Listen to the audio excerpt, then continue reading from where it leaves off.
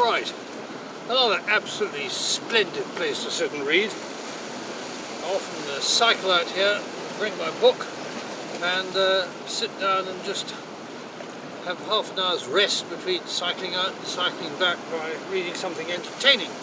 And today we've got a little anecdote about Philby, Kim Philby, the famous spy. Russian the rule of law relates pretty directly to his life, and the moral of the story is never pooh-pooh an old nose. And just to get fully in the Philby mood, we've got an extremely good bottle of Shikharnya vodka, real Russian stuff, brought to me by a friend called Peter Molchanov when he came over recently from Moscow. It's lying in a little rock pool behind me here, chilling, as we all should, and I will have a wee nip, beluga vodka. I'll have a wee nip at sea temperature, which is the right temperature for vodka in my humble opinion.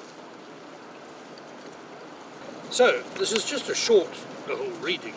I think this is interesting in relation to the modern tendency to pooh-pooh the senior generation and some of the wiser old heads that we have around us and to whom everybody thinks it's cool to pay no attention these days. It has three major characters. The first one is Kim Philby, who I think requires no introduction, although I'll explain his exact position at the time this story takes place in a minute. But the most important person in a way is a man called C, that is the head of the SIS, the Secret Intelligence Service during the Second World War, Sir Stewart Menzies, a man of Scots ancestry, although he grew up in England. But he was an interesting guy. He was not on the Mandy Rhodes definition. He was not an authentic Scot, but he certainly was Scottish, and he certainly did his country a great deal of good service during the Second World War. However, one interesting little background is about his grandfather, who, like a lot of Scots, was a natural monopolist and made a fantastic amount of money by essentially forming the Distillers Company Limited, became DCL, now Diageo and everything, in the 1870s, I think, in order to protect the Scotch whisky industry when it was in recession.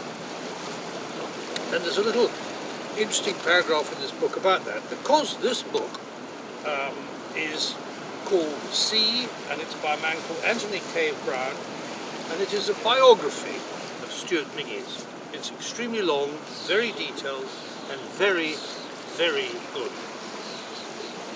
I read it for the first time last year when away sailing with some friends, and it was long enough that it kept me going for the whole. I see here, it's 758 pages.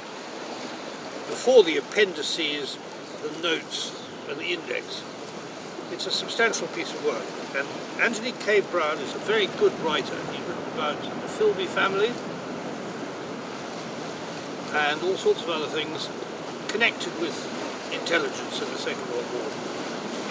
So I shall just start by reading two paragraphs about Stuart Menzies' grandfather, because it's interesting about Scotland, especially as Campbelltown became the whisky capital of the world with 28 distilleries and really prospered on the whisky trade in the 19th century, late 19th, really until Prohibition came in America.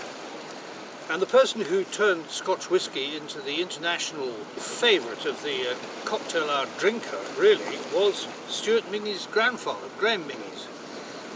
And he was the owner of the Caledonian Distillery in Edinburgh, in Dalry Road. Anybody knows that? Near Haymarket Station. And Cave Brown says as follows: the owner of the Caledonian Distillery in Edinburgh, the second largest in Europe and the most modern in the world, Graham Mingy's wealth was relatively new. He was merely comfortable until about 1860, when the French brandy vines caught the pox, and Scotch whisky, which Graham Mingy's manufactured in large quantities, became the world's favourite liquor. That misadventure across the Channel made Graham Mingy's a solid gold millionaire. With this wealth, he did what all Britons did who aspired to a place within the nobility. He became a landowner. Land gave mere money respectability. It brought to possess a rank, and sometimes it earned him honours. And he goes on to explain how he bought an estate on the ancient Mingy's territory in Perthshire, near where the senior set of the Mingy's clan inhabited Dull Castle, near Aberfeldy. I've spent some amusing times in Dull, at the old schoolhouse, and he quotes as follows: in this castle that he bought at a place called Halliburton, and according to Cave Brown, at breakfast the men of the castle always took their porridge standing up with their backs to the walls, a tradition, so they said, of Scotland in sterner times, where a man was liable to be stabbed in the back at breakfast time. Well, that's sort of myth-making we need to hear. Then on page 230, he makes a little comment about Stuart Menzies himself. His father was a bit of a waster, but he sent him to Eton, where he was a great gifted linguist, a tremendous athlete, and ended up as president of POP, which is now being feet. And although he, according to Cave Brown, although he kind of looked English, he was, in a different sense, authentically Scots. Because he says this about all the people, especially a lot of the American spy people, who rather poo-pooed SIS, which had some terrific successes, as we all know, although Philby was one of their embarrassing failures. He said, and that's as part of the point of this story here actually, but he says, although it was easy to underestimate C, he served in a guards regiment in the First World War, won the DSO, was wounded 3 times, and eventually taken off active service and became a counterintelligence officer at Haig's headquarters, which is how he got into intelligence. And through the Second World War, the other interesting thing he says is through the Second World War, he had 1,500 meetings with Churchill. That is by way of illustrating his importance to the highest levels of the Allied war effort. And the Americans tended to think of him as a weedy kind of guy, but he wasn't. He was, as Cave Brown says, a hard, tough Scot who it was easy to underestimate. Behind the agreeable and sometimes even diffident exterior was a strong-willed man determined to avoid any palace revolutions at Broadway. That was the street in Westminster where the SAS had its headquarters. And although there was a tendency to underestimate C, it was almost always by men who had not looked closely into his lineage, and especially at the character, personality, and ruthlessness of C's grandfather, Graham Mingies, that's the whisky monopolist, an authentic millionaire, the man who cornered the Scotch whisky industry and whom C so closely resembled. So the third character in this little seedlet, it's very short, is another amazing guy called Victor Cavendish-Bentinck, who in late in life became the 9th Duke of Portland and last Duke, because he had no surviving sons. He too fought in the Guards in the First World War. But after that he went into the Foreign Office. Like Stuart Menzies, he attended Bournemouth University, and as we will see, that didn't do any harm to his nose. In 1939, he was after the Czech crisis, when Hitler invaded the whole of the Czech Republic after Czechoslovakia, after having said he wouldn't at Munich, Britain created a thing called the Joint Intelligence Committee, and Cavendish-Bentinck was put in charge of it. He was the chairman, and he played a distinguished part in the war as in that role, and carried on until the late 1940s. He ended up as ambassador to Poland when he went back to the Foreign Office, and then was cashiered from the Foreign Office for a scandalous divorce in 1947, as happened one of those days. Right, now we all know about Philby, so the particular story concerns simply one remark that Cavendish-Bentinck made.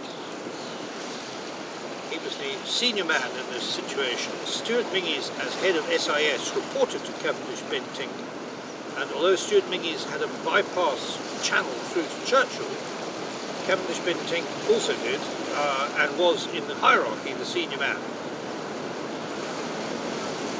But he didn't know Philby. Stuart Menzies was Philby's chief, and in 1942, when this took place, Philby was in charge of the thing called Section 5, which was the Iberian subsection of SIS, responsible for active countermeasures. And this was the time when they were planning the torch landings in North Africa, which involved sailing through the Straits of Gibraltar with a large fleet.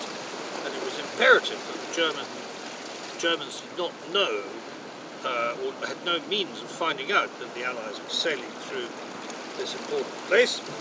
And at that time it was discovered, due to Enigma, all that sort of stuff, that the Germans were planning, with the aid of Spanish people, using Spanish people, they were planning to lay a series of sonar detectors across the floor of the Strait of Gibraltar, so they could be warned of any fleets or ships passing through, and U-boats would be called, and all hell could be let loose. It was clearly imperative to prevent this. I should add at the beginning that this was a meeting held in Whitehall, and Philby in those days wasn't senior enough ever to have been to Whitehall. Anyway, so this concerns a meeting in 1942 held in Whitehall by the Joint Intelligence Committee, Stuart Menzies in attendance as a member of it, and because they were going to discuss the Spanish situation, Philby was required to attend the meeting and make a report. But he made a mistake. In Whitehall, it was an unwritten rule that persons attending business meetings were either in uniform or in mufti, i.e. a suit. Anybody who not was considered improperly dressed, and that always caused comment. But Philby did not know this. No one had told him. So he appeared in his Glenalmond clothes, which consisted of his father's World War I battle dress tunic and a pair of old corduroys. And he wore these because of clothes rationing. He didn't want to wear out decent clothes. Perfectly reasonable. On this occasion, as the chairman, Cavendish-Bentinck remembered, Philby's shirt was orange.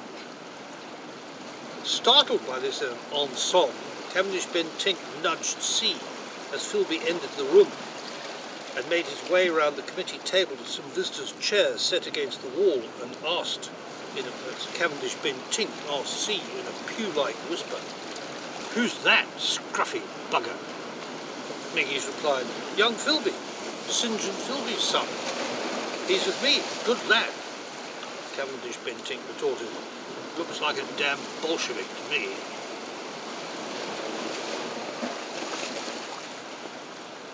How right he was.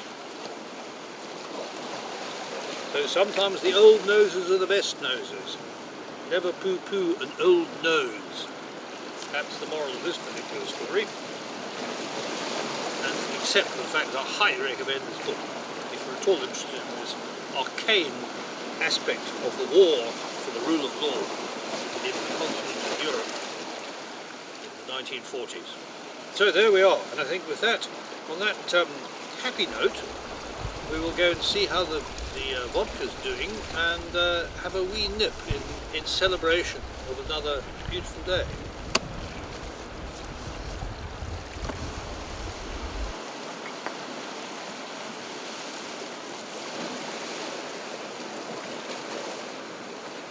Right, I've just rescued the bottle from the sea. The tide's coming in and it's rather overwhelming, my little tidal pool. But anyway, so we retrieved the bottle from the sea. It was attached by a splendid clove hitch, so it has never floated away. This Beluga, absolutely splendid vodka. I've had some lemon sitting in it for a long time, and dunked the glass in the sea just to cool it off, and at the same time to give the whole thing with the lemon the appropriate taste, just a little tang, salty tang, which I think will just finish it perfectly. So here we go.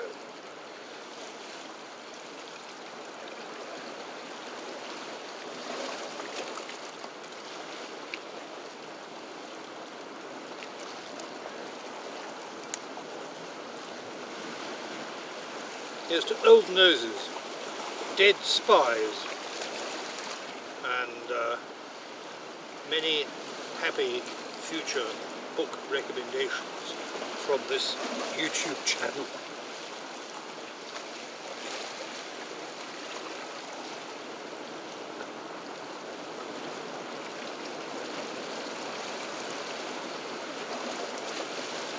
That is glorious.